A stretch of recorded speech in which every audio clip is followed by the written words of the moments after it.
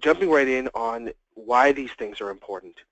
One of the biggest reasons that, one, we as an individual organization, I also sit on about 5 boards of charities, have to keep in touch with this disruption is because some of these trends in the digital world, not just the world of charity, are disrupting how donors think about giving to charity, and it's something we really have to pay attention to.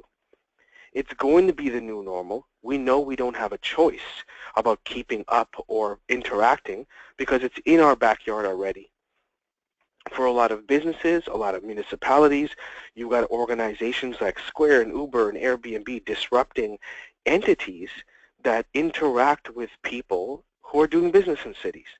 For us in the charity sector, we don't have a choice because we have institutions like the GoFundMes of the world, the Kickstarters of the world that are for-profit organizations that are disrupting the way that donors think about what is a gift.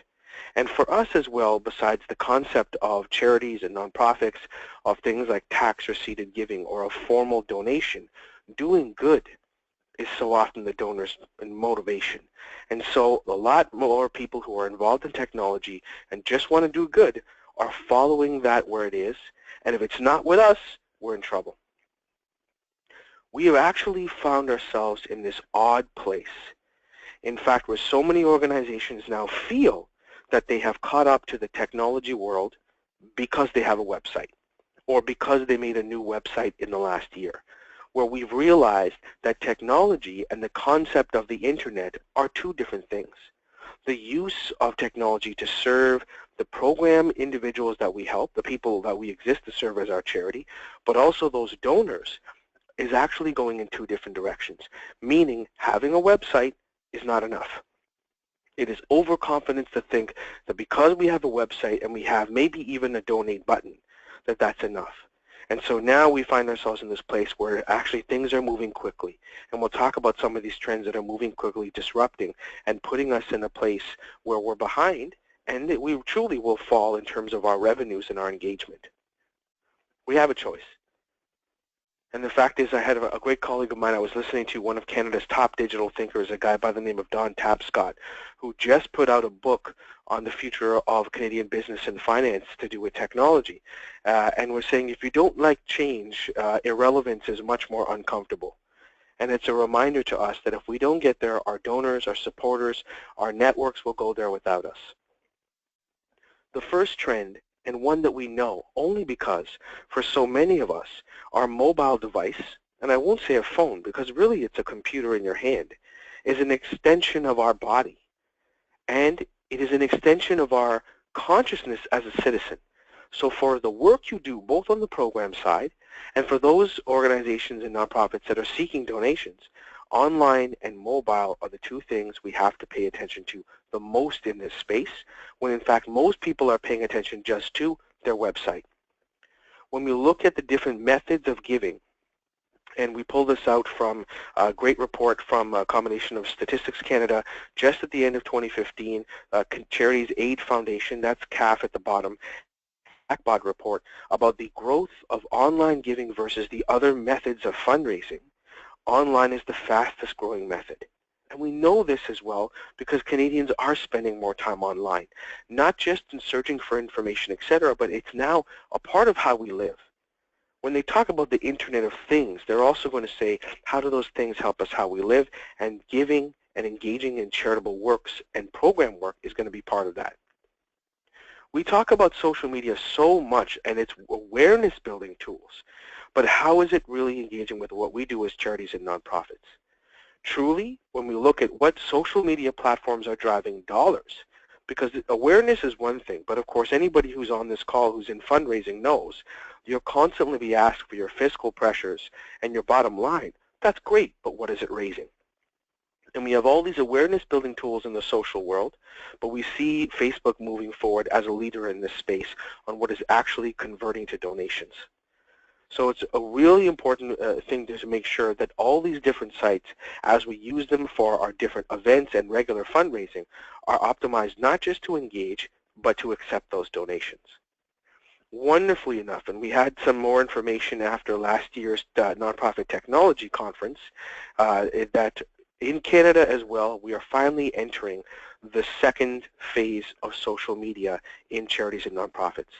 And that we are finally seeing that it's not ghettoized to the intern, to the brand new 20-year-old coordinator, but in fact that it is being integrated into the organization's strategy, communication strategy, and how it communicates to both its users, its stakeholders, and yes, its donors. So it's living in the hands of people now who can make sure that it's part of the overall conversation of the charity. If you're not doing this already, this is something to be considering in 2016. It's not about how do we tweet or Facebook a link to our annual report. It's about how do we share our outcomes, our impact, who we are, what we are, how we do it, and yes, how to support us in that in a constant engagement method through the channels that we have online. A fantastic report that's been done now a few years running in collaboration with an Ottawa charity firm called GoodWorks, in collaboration with the Association of Fundraising Professionals, called The State of the Canadian Charity Web Nation. And their 2014 report, and we're just in the middle of putting together the numbers from the last year's study as well, this year's study, shares with us that only half of charities are using using social media strategy. And more important, how many of them have a built strategy integrated into their overall communications? Even less. My favorite statistic is how many nonprofits are ashamed of their website, which is really funny. Because you can have somebody who's got a website that is 10 years old, and in fact we found that a lot of the charity websites are average between 2008 and 2011, or you could have a brand new website and everybody still thinks it's not up to date. I often equate a charity's website with trying on swimsuits in a department store.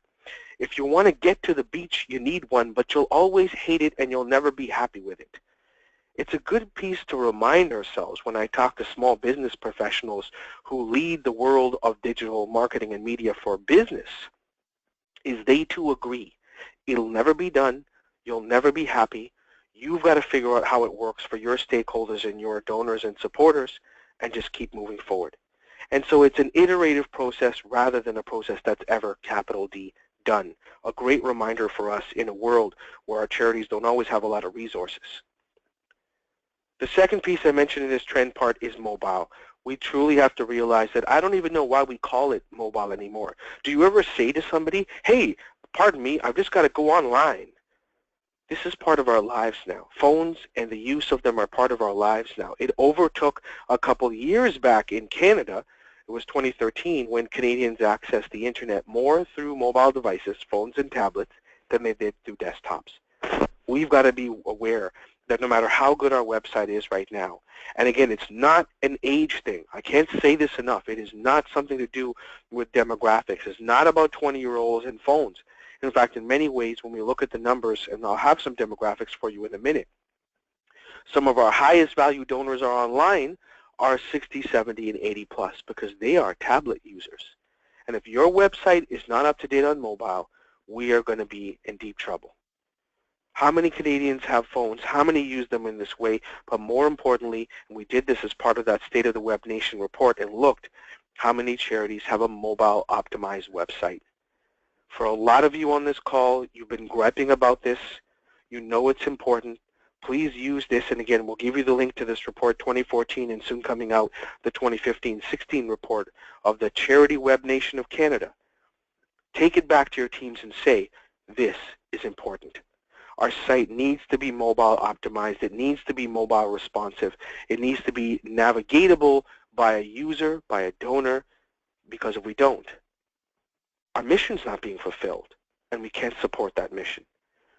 So if you do one thing after this call, it's really making sure you have some sort of a mobile strategy for your organization. How do people want to be engaged? My background is in fundraising with individual donors for now over 16 years in organizations large and small, regional and national. And we are seeing a shift, yes, in many ways in demographics, and how donors want to be connected to.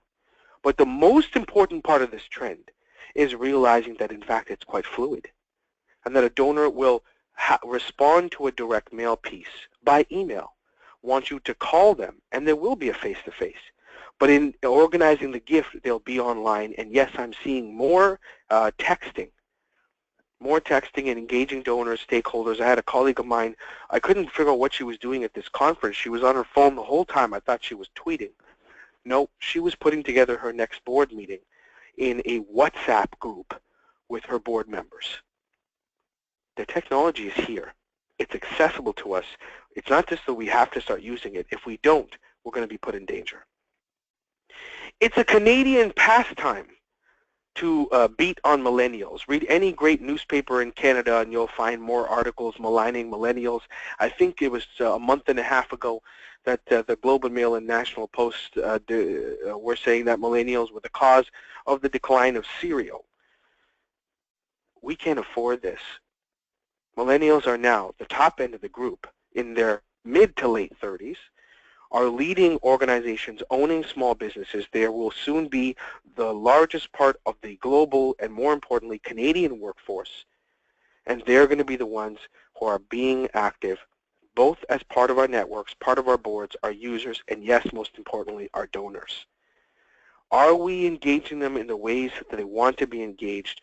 A couple of great Canadian reports here on engaging millennials in the workplace in Canada, in the charitable sector, and hats off, as usual, to Imagine Canada for one of those reports. The challenge is that they move in different ways. Again, they're fluid. We're seeing more of this shift from a generational relationship with a charity and a connection to that charity, its mission, and a trust-based relationship to a migration to causes. Who is solving the problem? And it's the problem that I care about solving. If you're solving it, that's great. If somebody else is, we're migrating that way. It's like a flock of benevolent birds moving from problem to problem, helping full spectrum, not just donations, but volunteering, activation, and mobilization in how they're doing this. But you need to be ready to engage them in that full spectrum way. Again, we got a great bit of demographics here from the Canadian Charitable Giving Report that was looking at how people are engaging in this way. And it's an important thing to remember that, yes, the civics, the 70 and 80 plus, are the highest value donors, and they give to quite a high number of charities, partly because they can and they have that capital this age and stage in their life. But when you look at the engagement piece a little lower down here, on how they want to see impact, how they'll get active and not just give but fundraise for a charity. When you look a little lower down here at their engagement of mobile, right? 12% civics versus almost 60% millennials, which is much higher now in 2016. How many of them engage in that way and activate, not again just as donors but as fundraisers? In fact, there was a great American millennial study that we're trying to figure out how to get some more Canadian data on that was talking about, yes, the civic donor may be giving, $1,500 a year, but a 20 and 30-year-old donor is fundraising for you, maybe to the tune of $2,500 plus. And they're bringing in not just money, but bringing donors. Are you empowering them? Why do their feet go to places like GoFundMe? When donors are complaining about overhead in nonprofits and charities, we're struggling with 10% being the Canadian acceptable norm publicly. Meanwhile, a GoFundMe, a Kickstarter, these sites take 10, 15, 20%. They go to those sites because they're easy, because they're mobile, because there is no permission needed, because they can do what they want in support of that cause or charity to solve the problem they want quickly. Are you empowering them to do so? Are you ready to engage them in the tone, in the way, in the medium that they want? Fascinating piece coming out of this StatsCan study about what younger donors wanted from charities.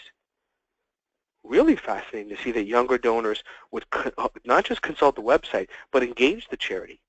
Ask them questions about how they do what they do. Not just read the annual or financial report, but say, why do you do this way to solve this problem? Which leads us to our next trend. We're constantly hearing and harping on the importance of accountability and transparency in the charitable sector. But the good news for donors and the challenging news for us is that technology is bringing transparency whether we like it or not, in speeds that are really a challenge for us.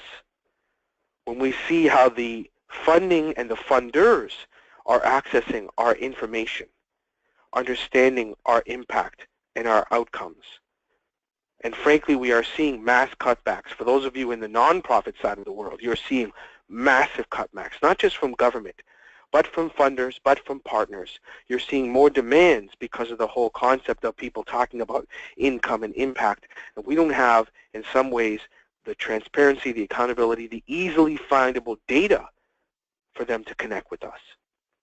So this is why it's going to be really important. It's really confusing for a lot of them to judge the organizations they're granting to if we're not speaking the language that they need. Because again, nonprofits and charities, you've got online what? Financial reports, usually, again, Canadian State of the Web Nation, they're 2 to 5 years old online. And what do financial reports and annual reports really say?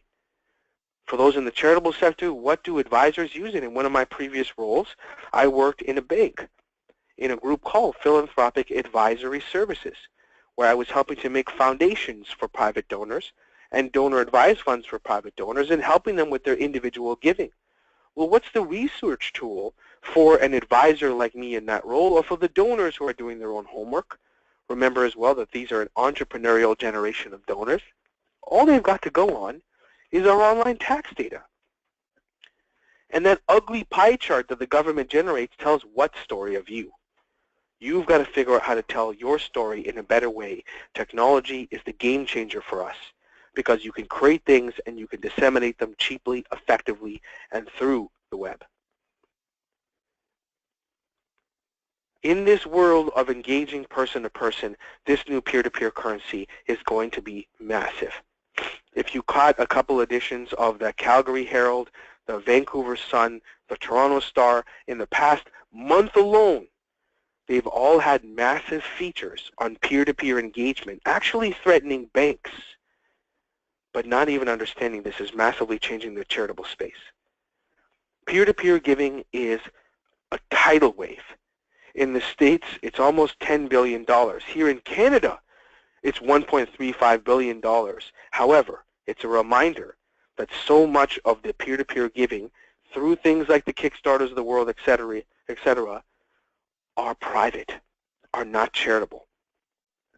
A great link I'll give you is a TV Ontario public show called The Agenda, where there was a national conversation on crowdfunding and charity with Imagine Canada, with a representative of the Canadian Association of Fundraising Professionals, with people who owned a crowdfunding site, with a major head of a charity, with a Canadian charity lawyer, and our team from Canada Helps, talking about Canadian charity and its intersection with crowdfunding. In that conversation, the lawyer called it the charity lottery. Something bad happens to an individual. It goes online. There is an outpouring of support, and that individual is helped with money, sometimes to the tune of hundreds of thousands of dollars. Think about your organization and the impact that you have and what you could do and how many people you could help with hundreds of thousands of dollars. That will often go to that individual in a non-accountable, in a non-transparent way, in a private way with a for-profit company making minimum 10 to 15%. So we have to understand that its pull to the typical Canadian donor, and how do we impact that? How do we pull that into our ecosystem of offering engagement to donors? So influence is very much involved in this, and we have to figure out how we can include this in our fundraising strategy. We hear about crowdfunding, but there's actually a couple of movements out there, almost like a public crowdfunding physical space. For many of you who are all over the country, you'll hear about these movements. Charity Village did a great article, which we'll share, talking about how there's almost 250 plus of these movements. 100 men who give a damn, 100 women who care, kids who care, in every city across Canada, and they gather, and they have a check for $100, and then 3 or 4 charities pitch, a little bit of a Dragon's Den thing going on, And then one of the charities wins, and everybody writes that down in their check and puts it in a football helmet or a bag or something. And that charity will get a couple $1,000s, and in some cases $10,000 to $50,000 in one night. But the challenge for these groups are they're very trendy in their first couple meetings, and then they realize that, again, millennial, I don't like that word millennial. I'd rather young professional or the net generation, which is what Don Tapscott calls them, who are 30, 40 plus, or rather mid-30s, have great careers, but don't have more than 5 checks. And so a lot of these groups now are adapting to online in this space. And so they are a huge amount of people mobilizing millions of dollars of capital in this digital way, in a way, frankly, a $50,000 pitch to a couple hundred people who probably know and like you in your community.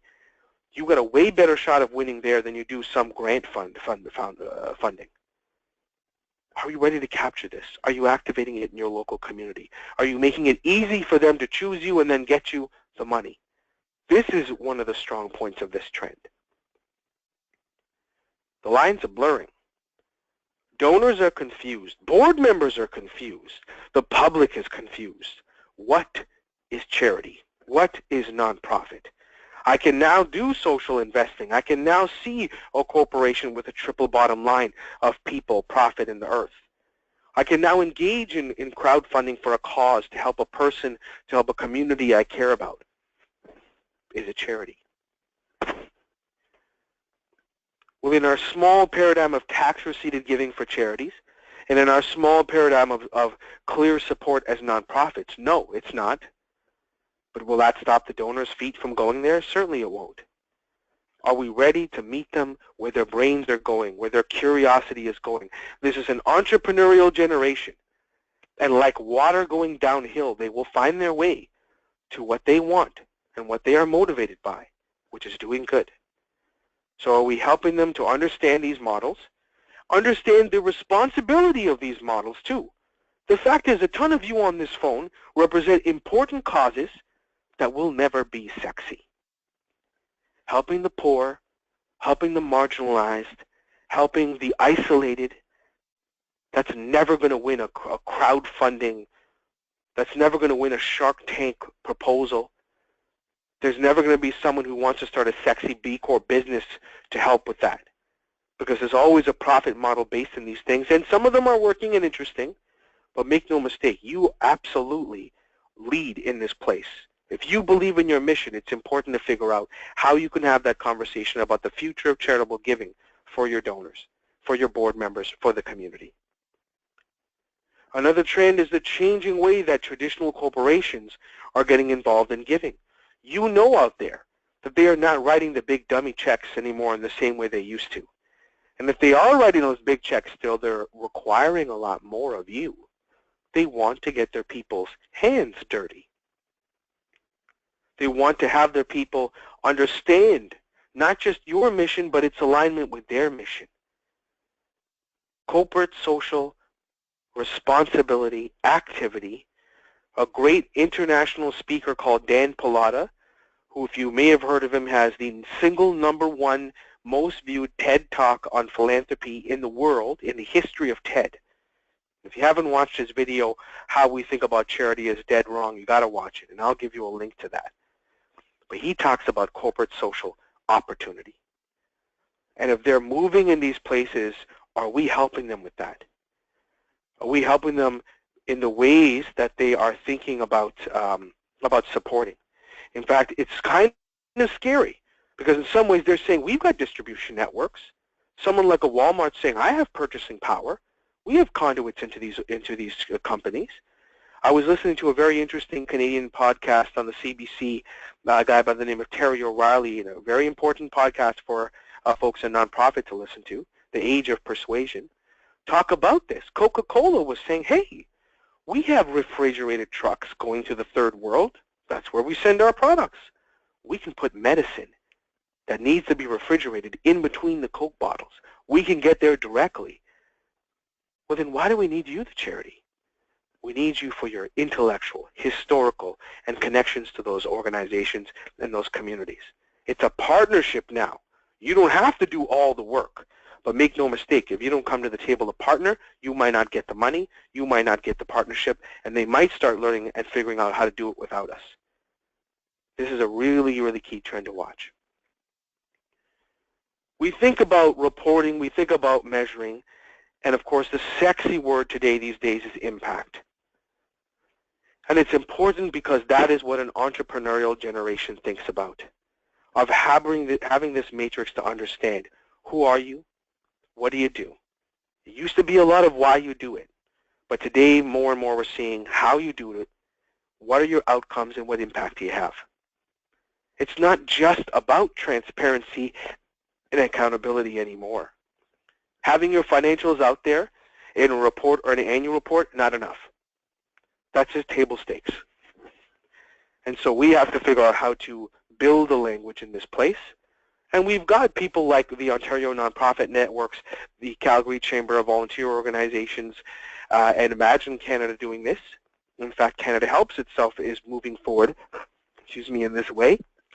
Now we are doing some work on adding to the impact conversation. You'll see more from us as time goes on. But if you think of one thing you need to do with your strategy is learn how to speak the language of impact and outcomes. More and more, and this was both from the State of the Canadian Web Nation, but also a StatsCan report. And in fact, I'll give you a link to another one, which is the Imagine Canada collaboration with the Moutart Foundation called Talking to Canadians About Charity. All of these report that Canadians are quietly worried about the effectiveness, the efficiency of charities, and they won't talk to you about it. So they need more self-serve, homework, digital access to research your charity, who you do, how you do it, not just why you do it. We've got a change as well in this backbone donor, what we would often call the primary donor. Again, coming from StatsCan in 2015 of the people who really carry the organization, demographics means these donors are turning over. We as organizations in our marketing very often are addicted to acquisition, but are we acquiring the right donor? Right? The peer-to-peer donors are very transactional. They're very transitory. They gave to you not because your cause is connected to them, but because grandma asked. I like my grandma. You've got one or two shots to keep me, but in a lot of cases you're losing a lot of them. We're talking about the donors who know you and are connected to you over a long period of time. And it's not just about keeping and engaging those donors. Are you empowering in this digital and technological way? They're giving through the giving cycle. Before I finish today, I'll mention, again, one of my big backgrounds, and I teach with the Canadian Association of Gift Planners. Everybody can give 20 bucks online, but can your donor make a monthly gift online instantly on their phone? Can your donor give you a major gift online? Because on December 31st, they are sitting on a beach in the Bahamas, and they want to make that gift to you. Maybe it's a board member. Maybe they're doing it 10 at night.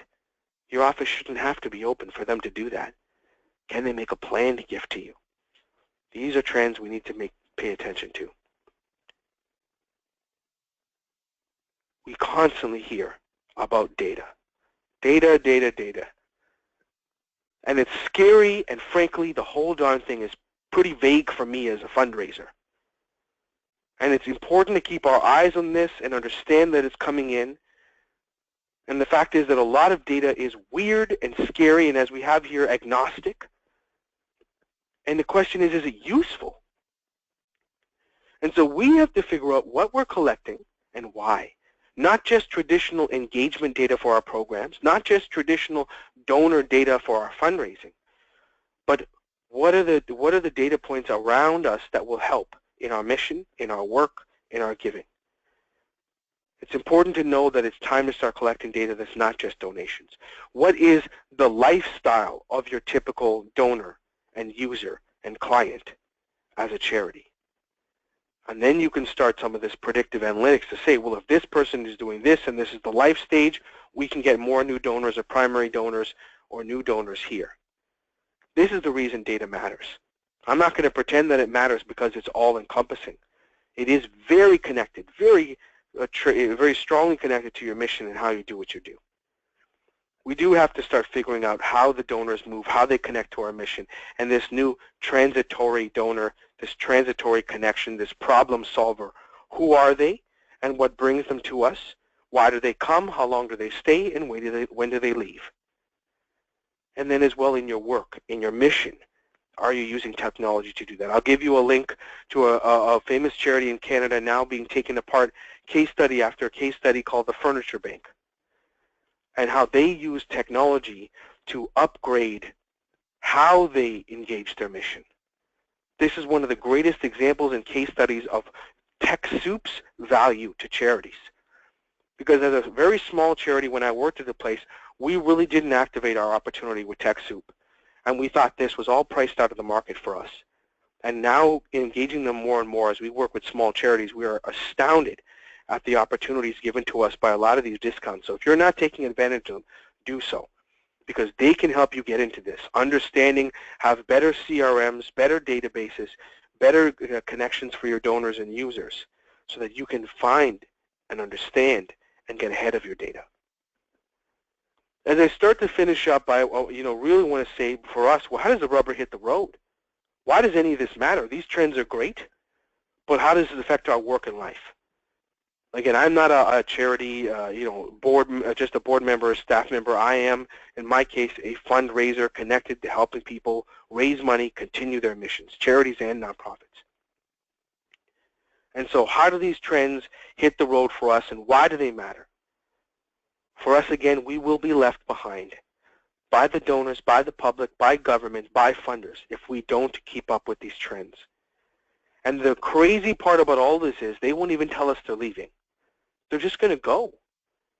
You're going to wake up one day and your donor base will be hollowed out of primary donors, of web users, of millennials, if we don't use this technology to, one, have a conversation to engage, and then two, turn that care into support, be it activation, be it mobilization, be it donations. This is a really big piece, because if we don't, we're going to be branded, a lot of us, in the old school of charities. If we start playing into that admin ratio language, because so many charities, and I read their annual reports, spend more time defending their overhead than championing their impact. And so that's where we have to really take these. We use ourselves as a case study. For Canada Helps, many of you may have known us as the donate button. I was out there as a charity using Canada Helps for many years. But truly, in the mid-2000s, the organization would tell you itself, its technology got stale. The board went out and recruited a CEO from the e-commerce world and said, you have to come, we need to keep up with this technology. And so we did, we retooled. And now we've gone from raising $50-60 million a year to over $100 million a year for small charities by giving them the e-commerce tools, by doing all of this research and providing it to them in education and partnerships like this one with TechSoup, to understand and start to push out that language of impact for charities. You'll see us investing more in this space because we're a charity. This is our purpose, education as much as the processing. Supported now in collaboration with the Trillium Foundation, with the Association of Fundraising Professionals, and we're participating in more of these studies with our 15 years of data, our $600 million of donations to more charities than anybody else out there who processes, because we represent the largest base, now 16,000 charities. To pull that, to understand, to educate through it, that's how we kept up with this change. Because we know if we didn't, the GoFundMes of the world, those different tech people, no matter what they're charging 10% plus, will just take the donors. This is why it's important to update. This is the benefits of all of this.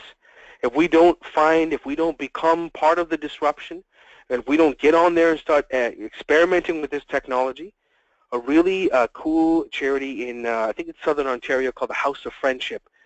They do a great annual report, but they do an infographic annual report. And I watch online every year as it engages not just their donors, but their community. You see across Canada, a lot more of the community foundations, especially in the small communities, doing this vital signs report and helping people understand the needs of local communities and how they connect to you as a nonprofit, as a charity, to solve those problems. So they're out there doing it. You know, look at these examples. Again, we're going to give you a ton of links that you can take a look at and think about this. We want to make time for some questions. But if we can help, this is what we're doing these days at Canada Helps. We are now the largest processor of multiple charity gifts, of stocks, securities, mutual funds, major gifts in an online digital world through mobile technology, through desktops for donors across Canada. And if it can help, we have gone out, we've sought external experts in the charitable sector, part of our charitable mission, and asked them to write strategy papers for us on peer-to-peer giving in Canada, and more recently, the engagement of events in consideration of that digital trends.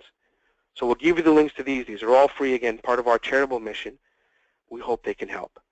And then this past year as well, we had a grant from a financial firm that allowed us to go and build a course using for-profit experts. And another financial firm subsidized it so that we can offer it to small charities at a very low cost. The first course in Canada built to understand online fundraising, social media, online analytics, Google, all of it, and offer that there, and you'll get the links to it. So thank you so much to the TechSoup team for hosting us today, for this partnership. Thank you for all you've done, frankly, for us as a charity. Canada Helps. Using Salesforce, our access to more Microsoft tools has helped us fundamentally improve how we do what we do. And connecting with small to medium-sized charities is why we exist. So it's great that so many of you have joined us today. Thank you for doing so. We hope we can help, and we hope that these resources can help you.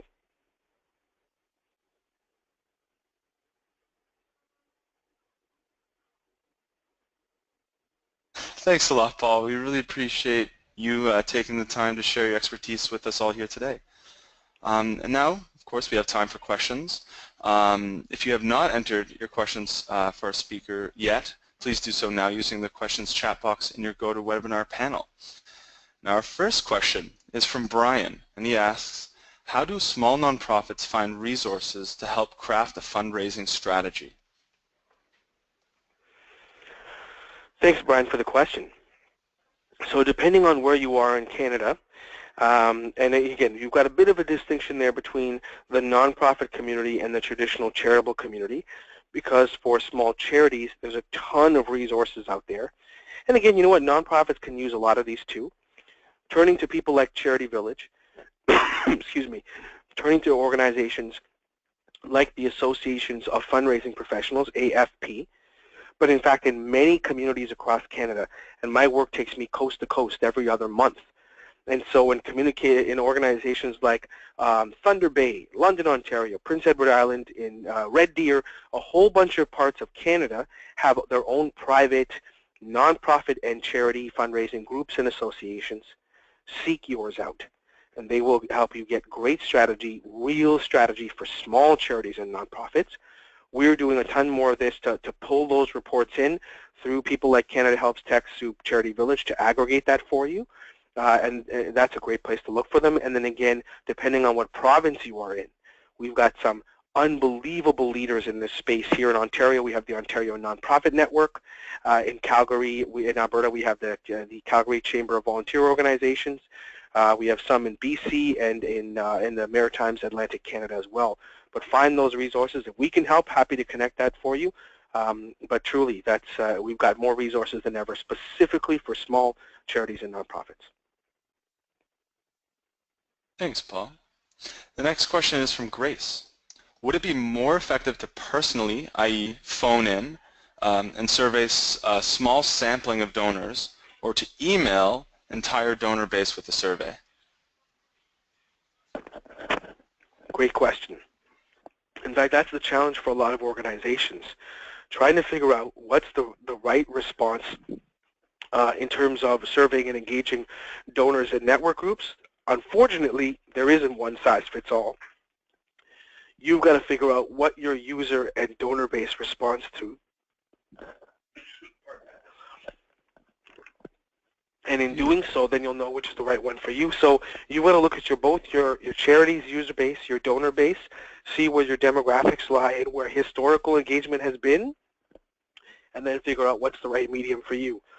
It'd be so easy to say it's time for email and SurveyMonkey, but I was just in British Columbia in a small charity, nonprofit in a very urban community, and they found that their best engagement was mail and phone. It wasn't online because of the traditional community they were serving. All the donations were coming in, moving from paper to online, but their engagement was still in that other space. So look internally into your historical engagement with your users and donors. Our next question is from Jordan. What is the minimum requirement or requirements to join Canada Helps? Thank you so much for asking that. Again, this is our purpose. We were founded 15 years ago. The idea of 3 students sitting in a church pew passing a basket. There were computer engineers working on the internet saying, really? There's got to be a better way to do this. And so when we were founded as a charity in partnership with the Canada Revenue Agency, the strategy was, from day one, every charity is there. So the only requirement is that you are a registered Canadian charity. That's our challenge right now. We're striving to work with nonprofits, but that is the only requirement. And in fact, we exist more to serve small charities than big charities, and so that is our mission. So if you're a small charity, you've already got a page there. We definitely want to engage you. That's our purpose, to get you claiming your profile, fundraising. We have more tools for you than ever. That's our charitable purpose. Great. And of course, the next one's from Kimberly. And she says, we cannot afford to make our whole website mobile friendly at this time. Is there another way to have a mobile friendly giving page? Great question, thank you. So again, several of the different platforms out there, and again, TechSoup has a wonderful array of platform overviews that can help you understand what those different giving platforms can do for you. For us, again, Canada Helps, we've gone all in on this strategy, and that's exactly what we do for small charities who can't afford to update their websites. If you read the Good Works Canadian State of the Web Nation, there's a terrifying and somewhat hilarious report about how many charities' websites were created by a volunteer who then moved away and their site is orphaned and can't change, and they've got to figure out how to make a brand new site, but in the meantime, it's fundraising season. You've got a lot of opportunities to have a donate button going to an off-site donation page that is mobile optimized, and again, that's what Canada Helps offers charities for free as a charity. Beautiful. And on a similar note, Amy asks, aside from making sure that your website is mobile friendly, what are the other really important components of a functional and effective website? You know, it's funny. I was at a conference the other day, and there was an organization, a marketing organization that specializes in municipal wayfinding, meaning the signage around a park or a building to help you find out where you want to go.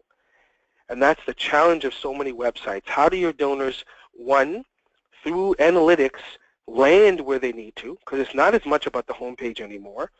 And this is where this course that we offer has for-profit professionals who are experts in this e-commerce and web strategy side give you that information. But truly, how do donors find their way through things like Google to where they need to go?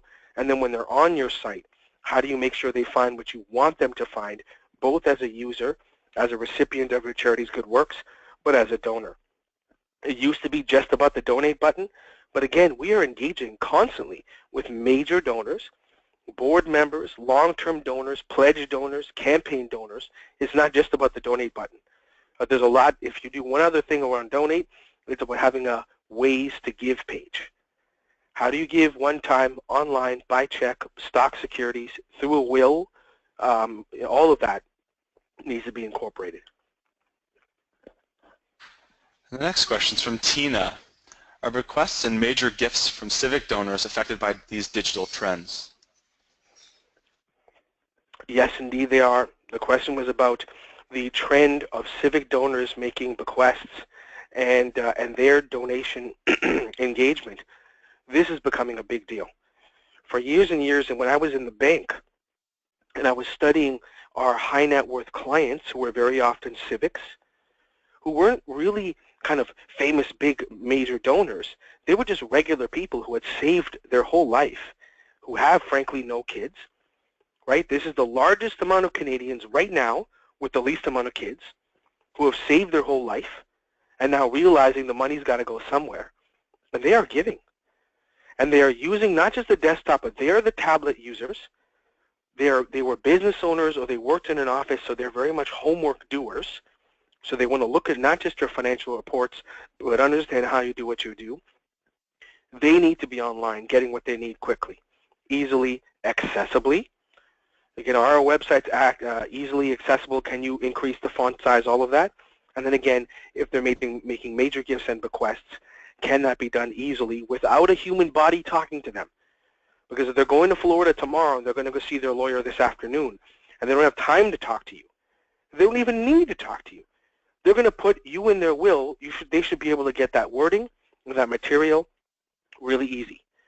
And frankly, this is a place where we're seeing a big trend. I teach several courses on plan giving in Canada, and Canada Helps is going to be launching more plan giving tools in the next year as well. And Tim asks, if we're new at using online media as a forum for fundraising, what area should we focus on at first? So I will, qualify that with my background is very much as a fundraiser, not necessarily a marketer. This is where I turn to a lot of marketing and communication specialists for help. This is exactly why we as Canada Helps went out and got funding to go to marketing experts to build our course.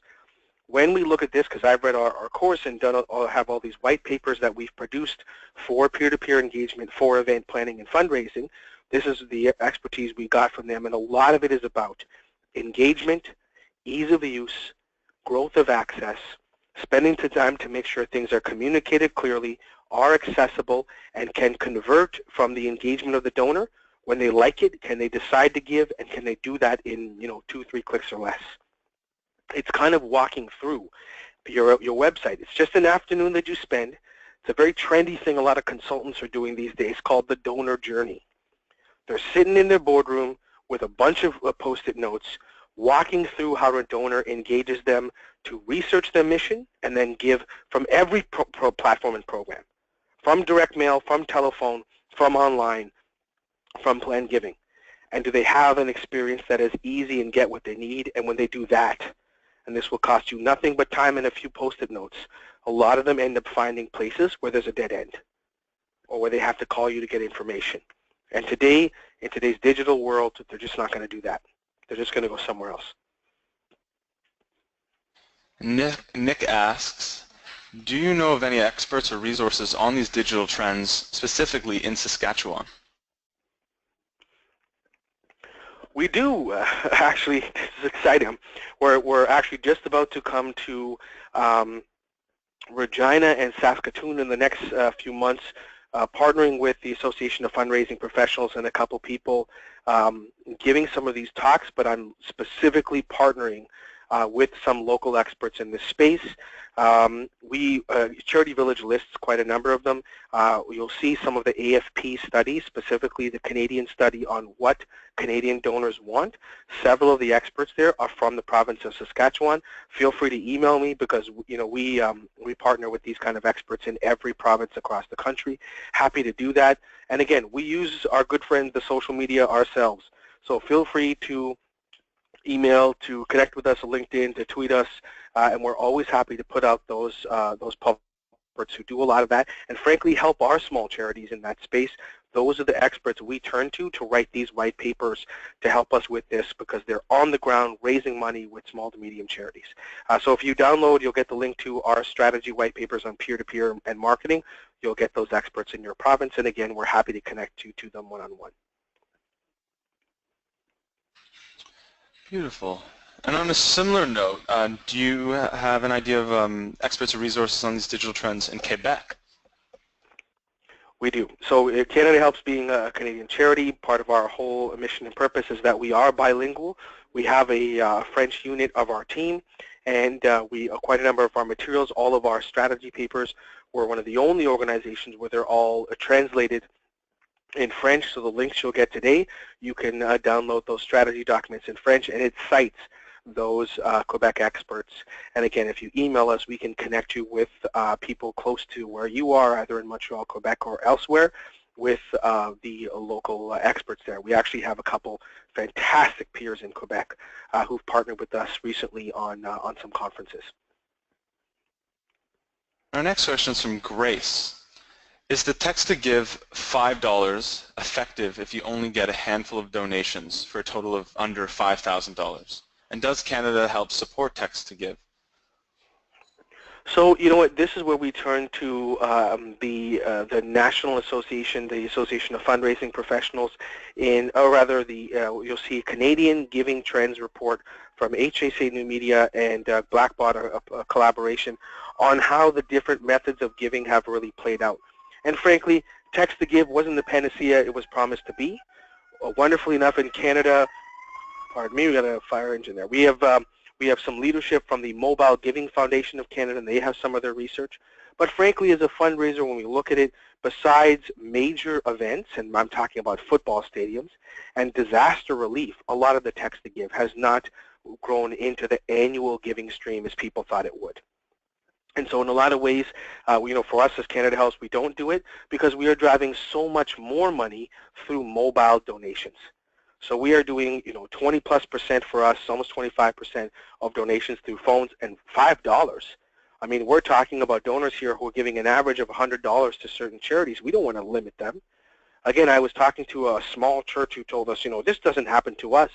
And I went online and saw that they had someone sitting in a church pew on a Sunday, saw the link before the service, had been giving forever, had a change in their life status, they sold the business, and they made a 5-figure donation online through their phone sitting in that church pew.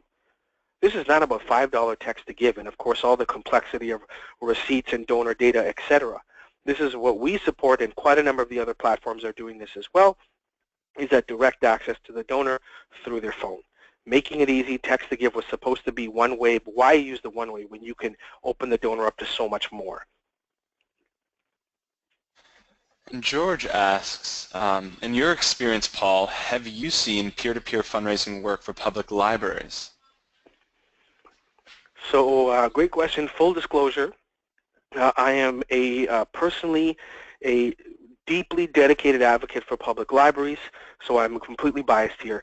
My own, one of my bequests is going to my local public library, and I give public plan giving talks about the importance of libraries in communities. And I sit on the board of a small library in their fundraising initiatives, and this is the challenge, is how do we get creative in these very traditional spaces with the added complexity of municipalities involved, with all the different programs that are connected. Now we have more libraries with separate foundations as well. I have seen peer-to-peer work for some of these institutions. Again, we've got the Ontario Association of Libraries. We're trying to actually, as Canada Helps, pull together library professionals who are doing fundraisers, because I've studied quite a few. There's some of them, again. Calgary is about to run the single largest library campaign in Canadian history. You've got libraries being redone in Waterloo, Halifax, and BC, all over the country, and they are starting to do more campaign-style fundraising, engage in major gifts. But on the annual side, we are seeing more peer-to-peer. We are seeing more event-style. And what's very exciting as libraries, they're not going traditional golf gala. One of the sexiest we're seen in libraries in Atlantic Canada, in the prairies, and one in the West Coast, is the concept of events in the stacks for young professionals. High-level networking, martinis, in a place where we couldn't bring sandwiches, and now we got somebody doing a shaker, a martini shaker event in the stacks at $300 plus giving in that peer-to-peer, in that event status way, and it is bringing in incredible new engagement. But as well, remember, public libraries, like any educational institution, are institutions and deeply invested in people's lives and their DNA. So planned giving is a big part of this, to make sure that that bucket is there for people to throw their money into, because they love you like family. So all of you institutions out there that are embedded in community, that are 50 to 100 years old, that have people connected to you through generations, monthly givers, etc. This is where planned giving is growing massively in your communities, and in fact, it is more powerful in small communities for more smaller charities than it is the big ones. So this is where you turn to the Canadian Association of Gift Planners, the Community Foundations of Canada, and your local volunteer partnerships. Learn about how to, one, just make sure you're up to speed, set it and forget it on the plan giving side, and then for libraries, look to these bodies that are now collaborating on strategy. Happy to connect them to you if you email me. And sorry to folks, we weren't able to get to your questions because unfortunately we've run out of time. But I'd like to say thank you again so much, Paul, for taking us through these 8 important digital trends. And I hope everyone had a lot to think about and take away. And thank you all for taking time out of your lunch to join us. I do want to remind you that the webinar recording will be posted on our website next week, and the webinar slides and handouts are available to download in our GoToWebinar panel. Also, please do fill out the brief post-webinar survey that was going to launch after this session. If you have any other additional questions or anything we weren't able to answer today, we can follow up with you afterwards. Thank you, and enjoy the rest of your day. Appreciate it.